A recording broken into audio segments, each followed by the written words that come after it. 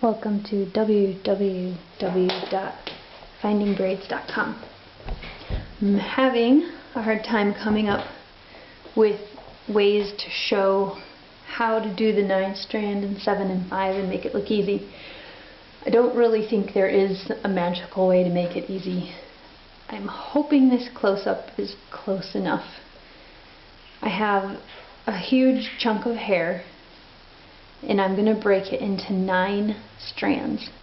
So I'm going to guess if half of it is 4 on each side plus 1 to make 9. So I'd make one side a little bit larger. So this would need to be 5, this would need to be 4. And half of that, I mean, there are ways of just messing with strands of hair to figure out how large a strand would need to be in order to get 9. So we took this first one in the whole fist. It's technically being held by the pinky. If you close your fist and your pinky's not around it, then it's held wrong. The only important finger here is the pinky.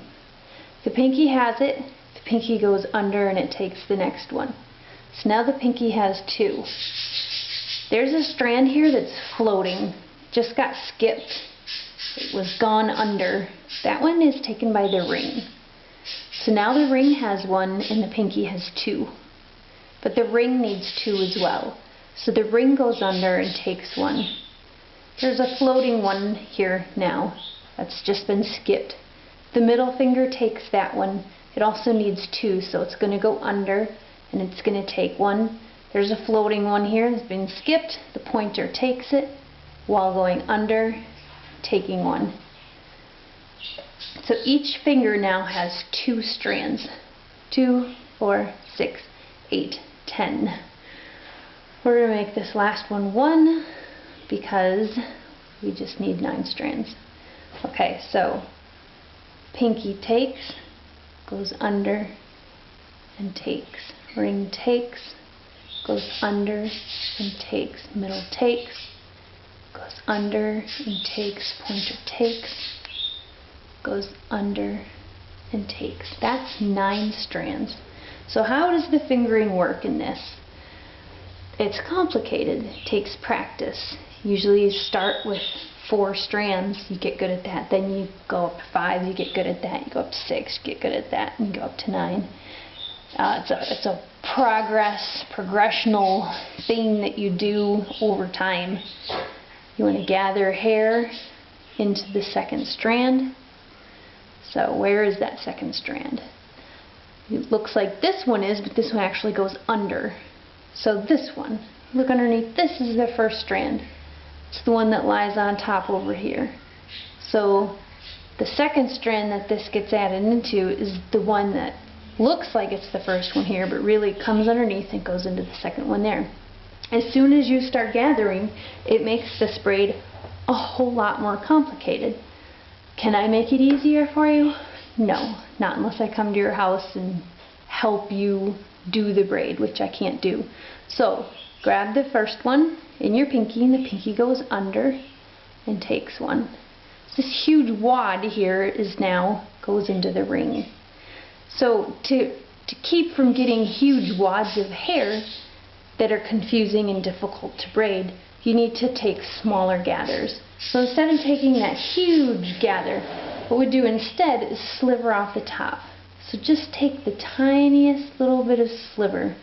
And as you build these strands very, very slowly, you won't notice the gigantic difference between thick and thin strands. You'll keep them all relatively the same size, which will make it easier to hold, easier to separate them in your mind, and easier to separate them in your fingers. When you have a huge strand stuck in there, or if you're adding huge chunks of strands like this one and making them disproportionately large quickly, you make the braid look funny, and it makes everything in your hands more difficult to keep track of.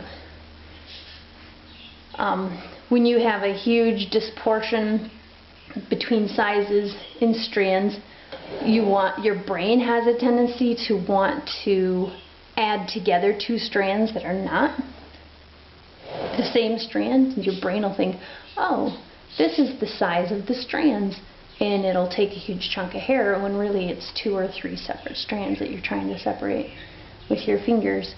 So the best thing that I can say is keep practicing, keep your gathers super tiny, just sliver those gathers. Add to your strands, build your strands slowly. And I have no idea which angle of the camera is going to give you the best view of these fingers and what they're doing. So, not real sure I can be a lot of help there. But I'll try again if this didn't help.